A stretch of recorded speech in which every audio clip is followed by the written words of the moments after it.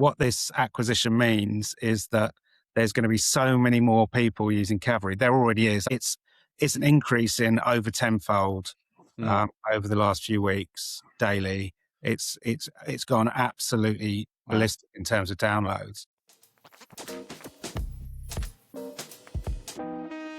So, welcome back to Months in Motion. Today, I'm very, very excited for this one. Our guests today are Adam Jens and Chris Hardcastle, two of the founders of Cavalry, the procedural motion design app built out of Manchester that has quickly become one of the most talked about alternatives to After Effects.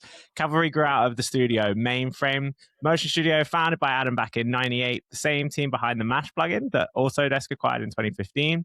Fed up with the limits of existing tools, they set out to build something procedural, node-based, and data-driven from the ground up. Cavalry launched in 2019, raised seed backing from the founders of Playdemic, and built a fiercely loyal community, including ourselves, of motion designers along the way. And in February this year, they were acquired by Canva, joining Affinity inside Canva's professional creative suite. And then in April, they did something almost unheard of in professional software. They made the entire app free with no restrictions and commercial work included. Adam, Chris, lovely to see you. Thanks for joining. Great to have you both on. I'm looking forward to this. Great to be here. Thanks for having us. Thanks, Jimmy. Amazing. Wicked. So, I'd love to just dive into the background a little bit. So, as I mentioned in the intro, Cavalry started life inside of the studio Mainframe, already had built a tool within Autodesk with Mash, but pushed away from the plugin route and just went to building an entire kind of platform for yourself from your own backs. I'm curious, what was it that really drove you to do that? Naivety. I look back to that decision and think, oh my God, that was quite crazy to take on something like that. But I think we'd had some really good success with Mash, the plugin that you mentioned that Autodesk acquired from us.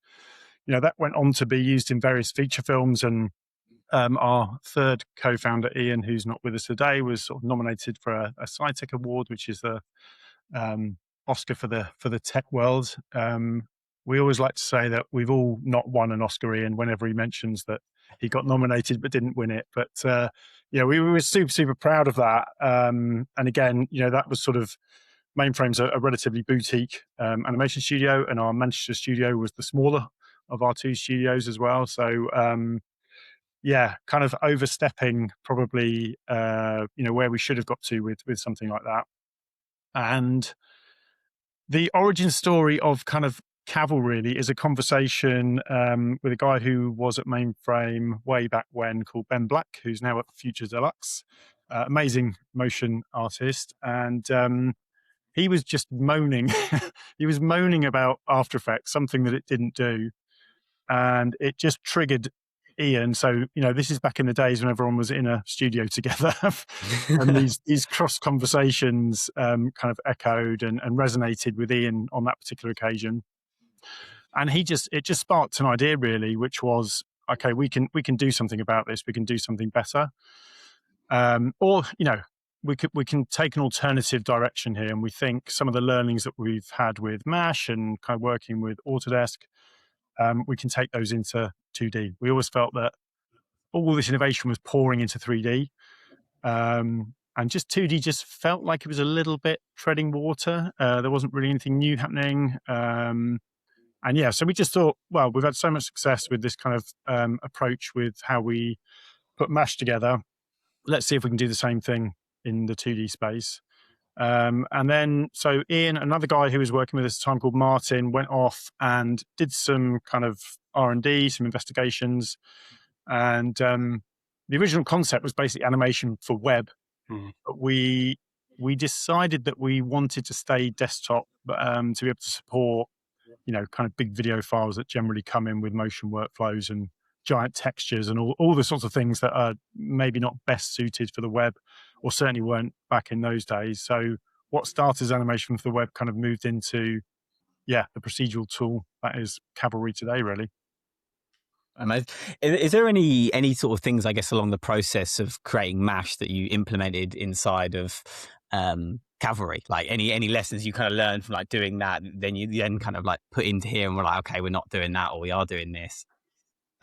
Yes, definitely. There was, I mean, the duplicator is a really good example of something that we've, is lifted the right word. We've kind of taken that idea of copying shapes and then being able to manipulate them with other behaviors, kind of other features within, well, it was Autodesk Maya at the time. So we were, Mash was very much a plugin. So we were kind of plugging into existing features in Maya. But that sort of node-based approach is definitely probably the biggest influence that's kind of found its way into Cavalry. So, for the listeners that haven't kind of opened Cavalry yet, what you'll see is kind of a layer-based application, and that was done very intentionally. Node trees can be very daunting for some people. A lot of people really love working in them, but I think if you're coming to animation for the first time, it's quite a unapproachable space to get into.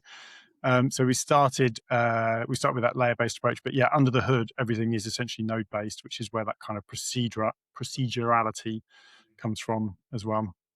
Cool. And if you're kind of explaining to people either who've never used Cavalry or have only ever used After Effects, is that the kind of key point that you kind of like to state in terms of like describing how the tool is versus some of those other platforms? Yeah, definitely. I think that's the kind of obvious thing to kind of call out as being the big differentiator between what Cavalry is and what After Effects can do. Always kind of like to point out that we do support traditional workflows as well. We do see people falling into the kind of procedural trap sometimes, where it's we've had a few scenes sent to us that feel quite over-engineered because you get carried away in that procedural world. That's great. We love seeing it, but sometimes you think you could have done that with keyframes as well. So, both worlds do exist in Cavalry. That kind of worth pointing that out. There's keyframes, there's easing, there's blend modes, there's raster-based workflows, all those sorts of things.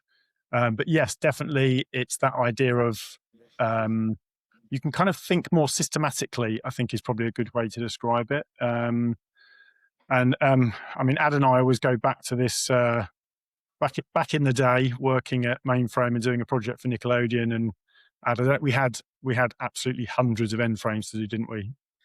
Yeah, absolutely tons. All had to be done completely manually. All had to be kind of put on a tape. Just took absolutely forever. You get one frame out, everything's wrong. You look like an idiot.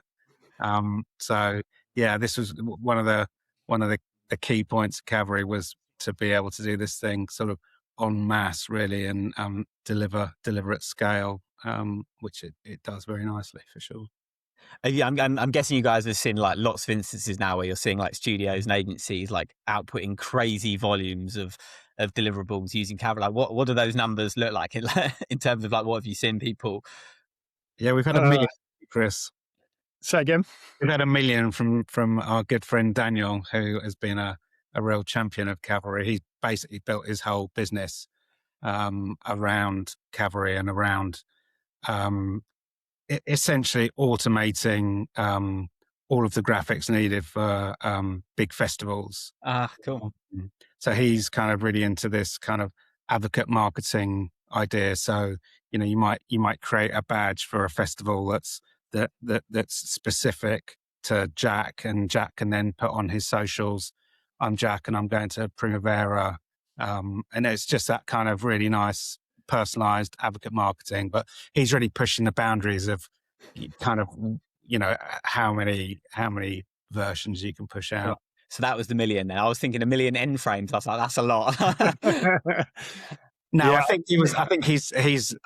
I'm not sure he's used 1 million in a actual sort of real world scenario, but he's just curious. He wanted to know how long, like where you can push it. Yeah, how much storage it would require and that kind of thing. But he did it, and it worked. Well, and the festival's a great example there. Like being able, like if you've got 1 million people turning up to a festival, you can handle it. Yeah. Absolutely. And it's just that those ideas can be, applied to obviously much smaller things as well. So it's just the idea of, if you're creating a design system for your client, you can use Cavalry to kind of take that slightly more rules-based approach, and just kind of populate it with something different, and it all stays on brand. Your keyframes, your easings, all unaffected, stays in the right place. A simple example, a text change or a language change to that text. All those kind of things are really, really trivial to kind of build and put together in Cavalry. Yeah, and that was always a problem, right? With trying to have like multiple end frames or different formats and aspect ratios. It's like that's just when it gets really complicated. And again, with After Effects, is sometimes the issue. Again, even if you can use sort of plugins and presets to build it in a way, if one thing breaks, it kind of then all falls apart quite quickly, and that's where it gets really difficult as well. Yeah, 100%. And yeah, you sort of mentioned plugins and. That was always a bit of a kind of bugbear for us in our After Effects days, in that, to hand anything over, you might be using kind of 4 or 5 third-party plugins, all amazing plugins, but it does make that handoff period quite challenging. And, we are supporting plugins in Cavalry as well. So we might hit this problem ourselves further down the road, but, the idea is that we've tried to get a lot of these kind of things that we think are pretty table stakes, really make sure they're native features within Cavalry itself. I'm curious with the development. A lot of the features, obviously, kind of mentioned about Ben's kind of bugbear, kind of really helped birth the development of the tool, but also coming along to like the Nickelodeon and the deliverables. I'm curious with the features that you implement and how you developed over the tool, and particularly with the community kind of growing. Where does kind of how do you decide what makes the cut now? Is it still mostly kind of coming from your own vision? How much is it kind of weighted towards like what the community are requesting? So I know you're really involved with them. I'm curious, is like all bugbears coming through, or kind of how to balance with that? I think it started with scars, probably didn't add sort of battle wounds from doing motion projects. Yeah, and then I think we really do try and listen to the community, because we've got to go where people want us to go. It's absolutely essential, and create a tool that is super useful for people.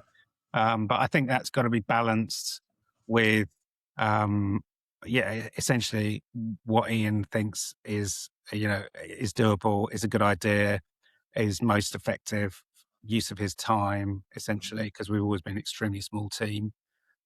So it's a bit of a balancing act. Also, we've tried to be super proactive and listen to as you say, the Discord community when something comes up. Also, with some of our great clients, we try and listen to them and help them out where and when they need something fixing, or they need an extra feature. I think actually Canva was a good example. We were working with them for a good amount of time before the acquisition, and we were working really closely with their team to just mold Cavalry into a tool that was perfect for their needs, essentially.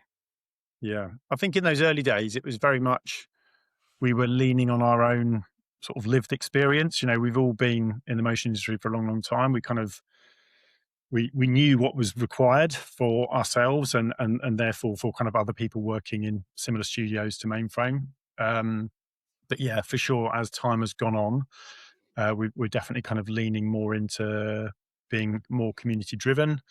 But I think, Jimmy, when we caught up the other day, we mentioned that sort of idea that while we get feature requests in, we try not to take them like purely at face value. We try to kind of look at what is the goal that this person's trying to achieve with that, because it's highly likely that Cavalry might have a more efficient way of doing that. And understandably, a lot of these requests come out of features maybe that are in After Effects and we don't have yet for whatever reason. Sometimes we'll say, oh, that's not how you do that in Cavalry. You can already do that, but you need to go down this road instead. But often we'll try and think, okay, right, what is this person trying to achieve? I get what the feature request is, but we're not actually going to do that. We're going to do this instead, because we just feel like it might open up all other, lots of other avenues that can be, that same feature can be used in different contexts as well. So it is a real balancing act, as Ad says. Obviously, there's kind of resourcing, there's, all those sorts of things. We traditionally been a very small team. Part of the stuff in terms of the acquisition with Canva has been that we are, really happy to say we're kind of trying to get some of the developers that have worked with us over the years. They're coming back to join us again now, so we're kind of building that team up. And you can imagine when you're a small team, hiring one more person makes an enormous difference to the volume of work that you can put through. So really excited about the future in that respect. And really looking forward to seeing the guys back on the team again. Yeah, that's awesome. I was going to ask actually about the Canva acquisition, because that is just like, like you said, you've gone from tiny team to this massive behemoth, I guess, of a squad. I'm curious, like what's changing in the way that Cavalry operates, whether it's like from a cultural perspective or the way that you're building now. Like what's kind of the biggest impact of the acquisition going to be for you moving forward? I think the obvious one is just resources. And that's not just kind of on the dev side of things. That includes, we've got the affinity support team, so the customer support team have been absolutely fantastic. They've kind of jumped into our support channel and are kind of, eating through support tickets. That sounds like we've got loads of support tickets. We don't have that many support tickets, but they've sort of picked that up effectively. And that, and again, we're all from a small team wearing lots of different hats. So it's been lovely to sort of hand that over to somebody else. And, if something gets escalated, it might find its way to me. Add on the marketing side, you're probably better positioned to kind of talk about that, but there's a whole machine there now. Yeah, absolutely. I mean, I'm not just saying this. They are an absolutely phenomenal team. When it comes to products, development, and marketing, it's really it's unbelievable to see what they've built in the last 13 years. It really is. So obviously, development and product are getting a lot of support. I'm going I look after marketing, partnerships, events, that sort of things, and I've gone into just a really incredible team, extremely supportive, very smart. And I'm actually going to be working a wider function of, as I think Chris will be and Ian will be as well, but a wider function in the new Pro Studio, which is still yet to be officially named, but this will be all unveiled in the coming weeks. So I'm working kind of closely with the Affinity team and a lot of people that are kind of come over from the main Canva products. And the support and breadth of knowledge it's absolutely incredible. So it's going to be a game changer in terms of product and marketing for sure. Absolutely. Yeah. And I think that kind of the speed of is that the right terminology? Just trying to think. We've got there's definitely kind of more process for parts of it. So we're doing some work where Cavalry will interface directly with Canva itself. Canva have got about, I don't know what the number is actually at the moment, it's about 270 million monthly active users or something, so it's just a ridiculous number of users.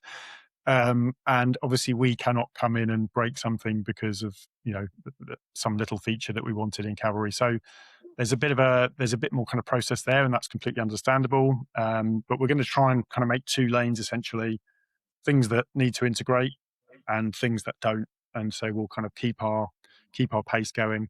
We were definitely called out by our community, particularly on Discord, for sort of going absent a little bit. We're generally very active on there.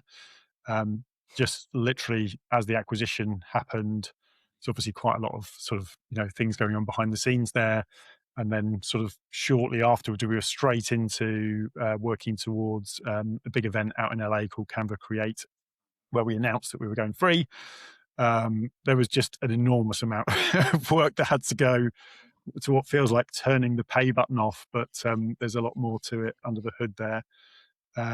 But we're easing back into kind of business as usual in that respect now, and kind of back on Discord and back around. So yes, sorry community for going dark for a couple of months. There was lots going on.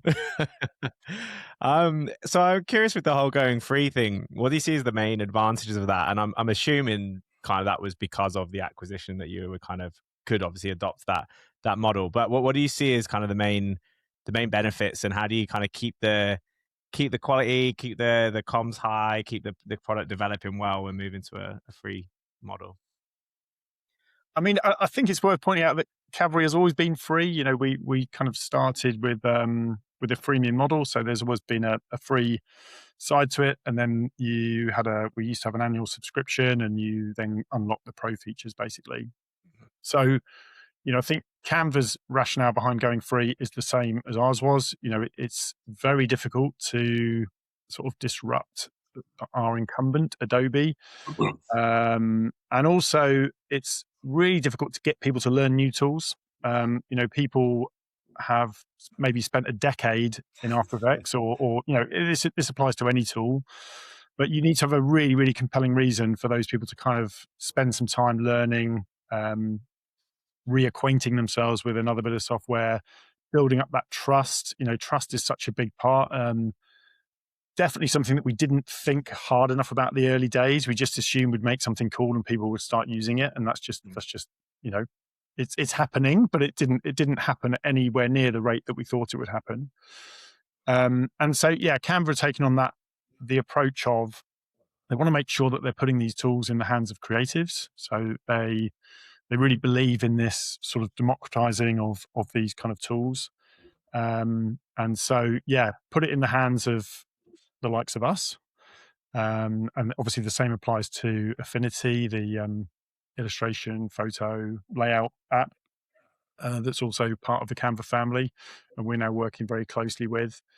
And the idea really is that we want to get people thinking about using Canva as a delivery mechanism is probably the right way to say it. So we actually noticed that our customers, so our Cavalry customers were saying, oh, I render this out and then I drop it into a Canva presentation and send it on to my client. And we just never really thought about that as a kind of route forward. This is going back a few years now. But we really see that as a really kind of strong proposal in terms of gluing what is becoming whatever we call it, the Pro Tools, the Pro Studio. So the Affinity, Flourish, Leonardo, Cavalry, all those tools, that they then sit under a kind of Canva umbrella that makes sense, right? So we want to make sure that we're staying as a pro tool. We don't want to kind of water down what Cavalry is. It's going to be very, very focused on pros and stay that way. But also, how do you get all this content to people? How do you send it? You know, it can be quite broken up at the moment. You know, you've got Dropbox, Google Drive, Frame.io, all these different kind of platforms that you can do these things on. We think it'd be really cool if you can come straight from, you know, if I just use Canva as an example, we've got an upload to Canva feature. So when you render, it appears in Canva, you can drop it into a presentation, send your client a link of that. And so it's, yeah, the free thing, it does seem quite extreme, but there is a kind of business case behind it as well. It's not just give it all away for free and, you know, good luck everyone. There's definitely a business case for Canva behind that. So, you know, I think it's important to say that as well, because there is always this danger when you go free, people take it less seriously, you know, because it's free. Are you serious about this product? You know, 100% yes, we are. And, you know, there are ways of monetizing it. You know, we have things like Canva Enterprise means you get SSO sign-on, those types of things. SSO sign-on, single sign-on, SSO. And so, you know, there are revenue streams for Canva, even though they're giving away this software for free. So the business case is there, and therefore, you know, that motivation stays obviously for us to keep building the product. Yeah, it's really cool how it's building into like an ecosystem as well. I think it's like why, for example, like Apple have done so well, right? Like they built all those products to like integrate with one another. And I remember seeing the Affinity, I went to the Affinity kind of launch event and seeing that. And I remember thinking, God, if I had that in my graphic design days, like the amount of time I spent jumping around between Illustrator and InDesign and Photoshop, and then just to see everything all harmonized under one, I think it's an awesome USP, and it's really, really cool. I'm very, very excited to kind of see what happens with Cavalry, like you said, about kind of these integrations and how that's all going to work. I think just big time saver and nice to have everything all under one roof, right? Yeah, it's very cool. And, you know, you say like back in the day, you know, you imagine having something like Affinity for free when you were sort of at university or, you know, coming out of college or whatever it was. Yeah, I guess on education as well. I know obviously Canva's free for kind of schools and universities, and obviously I've seen you guys are kind of working a lot with School of Motion, trying to get people to, I guess, encourage, you know, those kind of tutorials and more information out there. Keen to kind of understand, I guess, your process around kind of education and basically driving the community and looking at how that looks in terms of, content and encouraging the community to create their own tutorials as well? Yeah, I mean, we've been super lucky so far. We've created learning resources in house. We had an early course. Now, Chris, I'm struggling to remember what was the name of the course that Kyle did. Domestica. Yeah. Had an early, really quite extensive course, Domestica course, which was great. That was super useful. Chris and Ian have created quite a lot of learning resources for YouTube, and we've been super lucky with the community. They've just been doing some brilliant work, creating their own channels, creating their own tutorials, which have been absolutely fantastic, and been a real lifesaver, actually, because we're such a small team, wearing so many different hats, that to have all these people enthusiastically creating content on YouTube has been absolutely incredible. Obviously, now we are part of a bigger organization, so there's going to be some investment in that, which is great. I'm working with a super smart team at Affinity on developing the community side of things. Chris is working with some people on some new learning resources that we're putting up at the moment, which have gone down really well. So yeah, things. I think it's fair to say that it was something that we were slightly lacking on at points, because we've all been so busy. But we're definitely moving in the right direction on that. Yeah, School of Motion, that course is so good as well. Really happy. We caught up with Joey actually a few weeks ago, and it's been their number one course. I'm not sure straight on it, the case. Yeah, I'm not sure that's still the case, but really, really, really good thing. So, and it's great because people like Joey and kind of the wider team at School of Motion have been so supportive of our journey as well. So it's just great that they've done all of that on their own back. We've had very, very, very little involvement in putting that together. And so they've just done a fantastic job of putting that together. And as Ad says, community tutorials are just amazing, because they're just we've got I'm just thinking about Dom, Ad. So Dom is another guy that used to work for Mainframe. His handle is Positronic Man, or it used to be. He's now got his own motion studio called Positronic, who do really lovely stuff. And he used to start his tutorials with the sound of a can of beer opening. that's how freewheeling they were. Nice and relaxed. Yeah. I think all of that sort of resource is so important, especially for lots of motion designers just getting started. Often that's where they'll turn to first, is tutorials, YouTube. A lot of people in the motion industry are kind of self-taught, learning off YouTube and tutorials and other platforms as well. So I think, having that really strong asset bank of, resources to turn to and kind of point in the direction of as well. I guess looking into the future as well, is there anything you're keen on kind of pushing more to get the community to kind of do that themselves, or and what does that look like in terms of how do you kind of create more of an initiative for people to create their own tutorials or kind of share the behind the scenes, or is that something you just will think take place naturally? It's interesting actually, because we've kind of agonized on this point over the years, but it's definitely worth giving Remco, who put together scenery.io. I don't know if you guys have been on that platform, but it's just full of just the most fantastic examples of work that the community have put together. You upload them to Scenery, and then people can download them and break them apart, find out how it works, make your own version of that thing. Remco's also now putting together a marketplace for scripts and some other workflow tools and bits and pieces. So, that's amazing in terms of he's building a community as well. In terms of the sort of incentive side of things, we've actually always really struggled with this, because what we always come back to is this sounds like we're being really tight. That's not the reason. We really like watching the tutorials where people have been unencumbered by some, hand on the shoulder, i.e. us, saying, excuse me, that's not how we say that, or that's not how that's supposed to work. I think there's just so much value in people doing things, making mistakes, on tutorials, something that we can't really get away with doing ourselves. We've kind of got to put stuff out that feels a bit more polished, like we know what we're doing. And I just really like that sort of, again, using the word freewheeling, but just that slightly more organic approach, I think, is kind of really suited.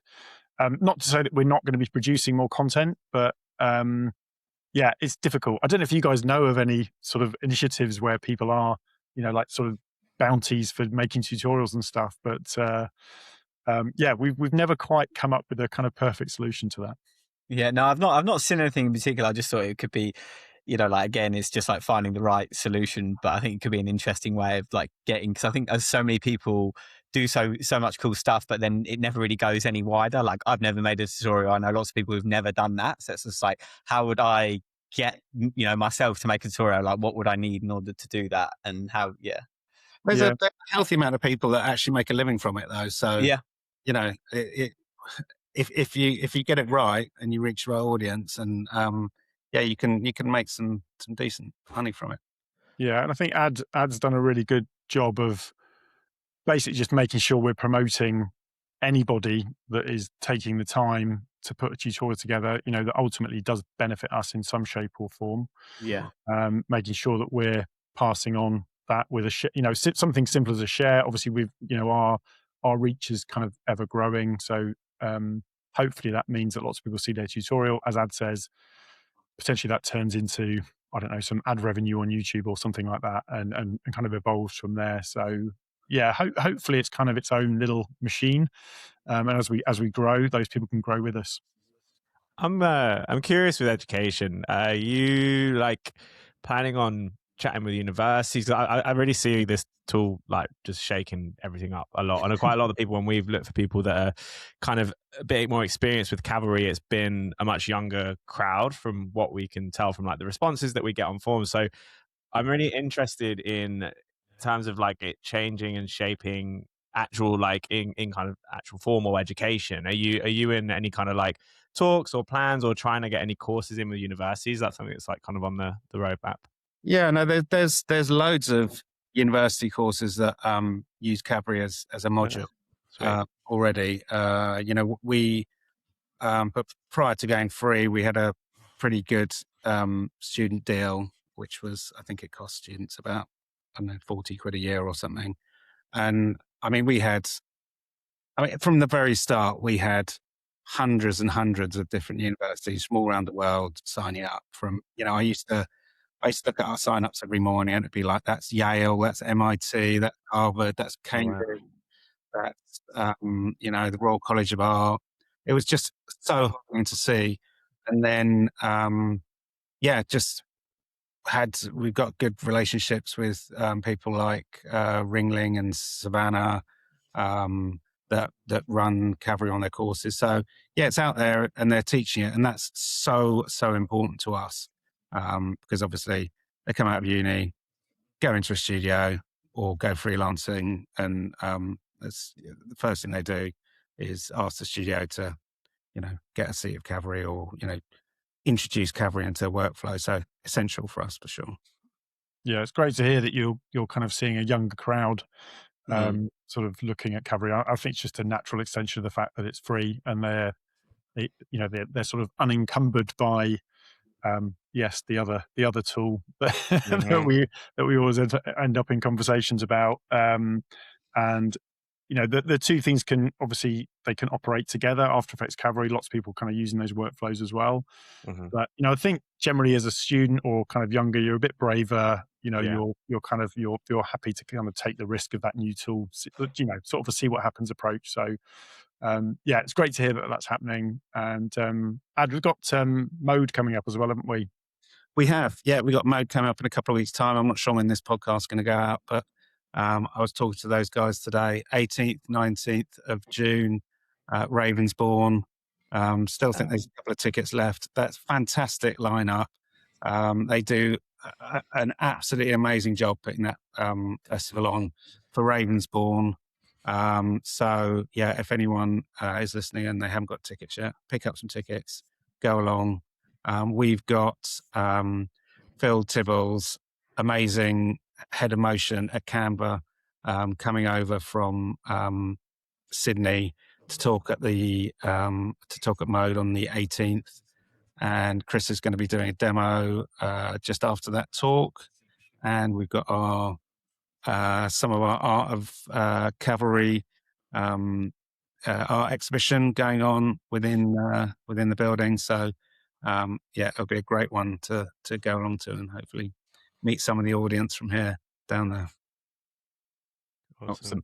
I'm really excited to hear a little bit more about the web player and where you think that's gonna take things. And I guess how do you see the way kind of teams deliver and share work and the kind of way that's going to change and shake up things? Yes, we feel like this is pretty huge. So the web player is basically a way of taking a Cavalry scene file. So our file format is .cv. So taking that file and basically just playing it back in a browser. I mentioned we were sort of animation for the web at the very beginning of our journey. We're kind of getting back round to there. It's actually a project that has been there's been early versions of this from about probably 3 or 4 years ago or something. So it's only in the last year that we've really kind of pushed it forward. So there is a beta version available via our documentation site, and basically you can go and take that runtime, install it on your website, and then run Cavalry scene files natively on your web page. We've dropped a few examples in our docs, so it's been really cool to have almost use them as little explainers. And the concept is that you can build something. I always hate to use the word very complex, but it's kind of a good contrast to the end user experience. So what I mean by complex, it could be, you could have like 40 layers in Cavalry. And what you can do is, if you can say, right, I've got all these 40 layers, but I want somebody to be able to update the text, and I want them to be able to update the color of a circle. And so what you can do within Cavalry itself is you promote those two attributes to a window we call the control center. And then when you then drop that file into your website, you generate a little UI, and it will say radius of that circle, color of that circle, and then change this text string. And so, that could be absolutely anything, right? So we've been messing around with like fun emojis that are adaptable because you've designed them in a way where eyes can look left, right, up, down, whatever it might be. You can do weird and wonderful things like that. But where we're really interested is that idea of handoff for projects. So again, going back to that idea of building a design system, currently delivering those is quite challenging. We talked about kind of plugins. Fonts is another good example where you end up with sort of licensing issues and all those kind of things to hand all these files over to your client. And this idea has been born out, again, picking on After Effects again, but born out of a bit of a frustration with Mogurts, where you're expecting the end user to be in a pro app, i.e. it's likely that it'll be Premiere Pro. It's a 3 or 4 gig download. There are buttons everywhere, windows everywhere, all the rest of it. So the idea is that you can, as I say, you can go be as creative as you like. So we support, like, we've got a feature called Forge Dynamics in Cavalry. So it's rigid body dynamic system. That works, right? So if we're going back to other similar things like Lottie, again, a great piece of tech, but it's quite limited in terms of the format. Lottie itself is quite limited compared to the feature set of a Cavalry or an After Effects. And so the idea is you can build whatever you like and it will work in the web player. And then, going back to the idea of delivery, you can imagine that you want to make sure you're on brand. You don't want to give people access to keyframes. You don't want to give people access to every single layer. Maybe you've got a fall off that's controlling something and you don't want that to move. You don't want anybody to move that. So you can restrict the things that people are allowed to move.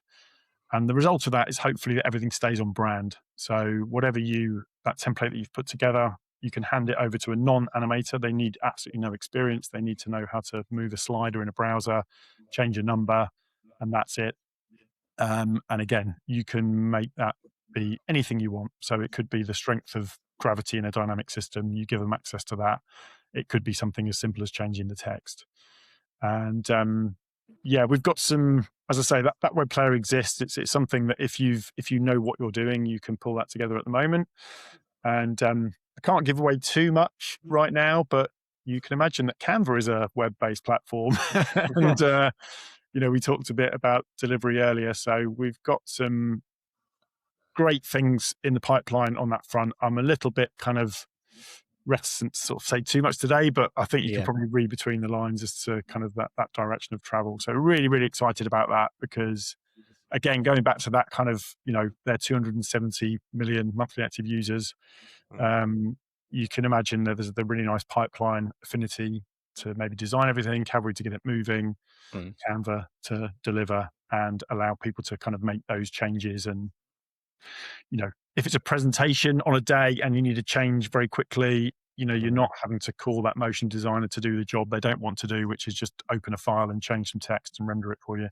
Somebody can do those things themselves. So yeah, really excited about it. You guys have probably seen the stuff that, on the kind of flip side, the stuff that Algo, sort of Illo's sister brother company have been putting together with the web player. And we've got a few other people doing some really interesting experiments there. So yeah, going to be we want to keep it open for whoever wants to do anything with it, but also we're trying to kind of get a nice tight integration within Canva itself.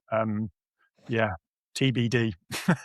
I love that. You can definitely see like the way that's going to kind of shake things up and really change the way that you kind of deliver, and just the whole process of like having to, have 4 people in the chain to get the job done. Once it's like 90% there, those small little text changes, those little things, you can just make those yourself. You can send that to the client or whoever's making the deck, and it just like limits that. And I think that's always been such an obstruction in like the workflow process when you're jumping around with so many different tools and they kind of all don't really work together well. It then gets really limiting, and you end up spending like a lot of the time close to the delivery stage trying to sort of get all of that over the line. And I think that the ability to send a link and say, there's your link, that's all you need. You don't need anything else, and it'll just work. So it should make that end user experience really, really simple. But again, it's kind of right back to that beginning of Cavalry trying to be this kind of creative playground, but then you sort of got this business end to it, and that might be automation, that might be bringing data in and using dynamic rendering. It could be that you've built a design system in this playground, but you've delivered it in a way that is, very, very usable for that end user. Yeah, I think the idea is really sort of crafting Cavalry and Affinity and scale and deliver in Canva. Throughput that we're looking to encourage people to do. Very exciting. So it also wouldn't be a design podcast in 2026 if we didn't talk about AI a little bit. I know that Canva are obviously very big on AI integration features, the hilarious push with Gemma Collins that's been like all over my feeds for the last couple of months. I've fucking loved that. I'm curious, like, is there any plans in terms of like AI integrations or any tools or anything that you're looking at kind of bringing into Cavalry as well? Yes, there's nothing really kind of concrete on the roadmap at the moment. You may have read Canva. How long ago was this? About 3 or 4 weeks ago. Did basically an AI discovery week where the whole company was sort of invited to just take on a project that had some relationship with AI in some shape or form. So Ian, actually, our co-founder, CTO, he put together an MCP. So Affinity have got one of these that is now out there in the world, and we've kind of piggybacked off some of their learnings and got one for Cavalry as well. And again, our kind of main interest there is back to that education thing, really, is the idea that you can, hopefully you will be able to, give some instruction to the MCP and it will build you something in Cavalry and give you some information as to why it's done what it's done, and so that you can kind of take it from there. Likewise, building tools. So, if you want to build a filter or a shader, AI is incredibly good at that kind of stuff. So Mm. if there's some specific, pixelating, wobbling filter that you want to do, you can probably, talk your way through that with an AI, something like, Claude Code, one of those platforms. So yeah, there is some going there. What we're trying not to get too involved in from Cavalry's point of view is generative sort of video and images. We just feel like there are lots of other platforms doing those types of things, and we're also sort of conscious of the clash there between artists and generative AI. It's a fairly polarizing topic, but I just think generally it's not really a great fit for Cavalry at the moment. As with anything AI, never say never to anything, but yeah, Canva themselves are very, very AI first. We are treading a bit more carefully at this point in time. Cool. Is Super. that sort of bland and vanilla enough? Your question? Yeah. To be fair, what I have seen with the MCP is really, really impressive. Yeah, let's check that out. Yeah, it's very cool. It really makes you feel like you can do things very quickly. It doesn't get you to the end, so you can still take away from that. But I think that again, that's one of the key things in the ad. We want to make sure, mention that word of craft. We want to make sure that you can, something that AI might generate, you can then go and adjust, finesse in Cavalry itself. Whether that be moving the point on a shape or easing a keyframe in a way that you want to ease it. So yeah, we're really interested in the fact that we have a platform that you can edit animation in, and maybe AI gives you that jumping off point to get you off of that sort of blank page. Yeah, I think another kind of fairly easy win is taking Cavalry's output that people have handcrafted and giving it a 3D look, a toon shaded look, which is not a terribly difficult process if you're kind of working with someone else's models. Mm-hmm. Yes, or style transfer, that type of thing. Yeah, exactly. I've seen some really nice stuff. Grant from Double G, I don't know if you know Grant.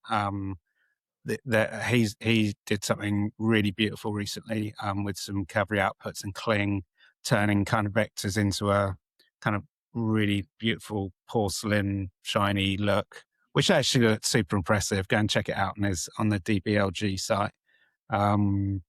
So yeah, I mean that's a fairly easy win, but again, it's not something that our community are hounding us for. So it's not something that we're really concentrating on that hard at the moment.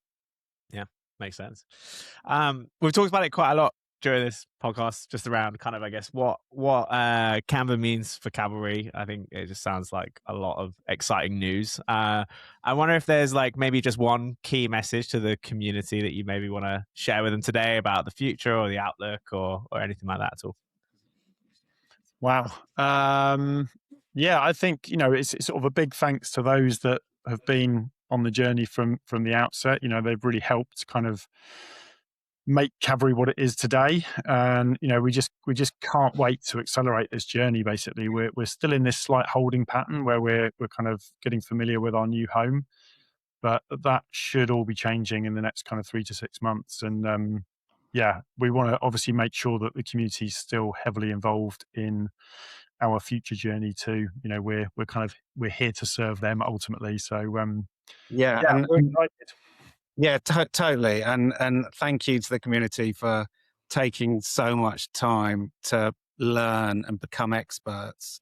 What this acquisition means is that there's going to be so many more people using Cavalry. There already is. I mean, it's an increase in over tenfold over the last few weeks daily. It's gone absolutely ballistic in terms of downloads.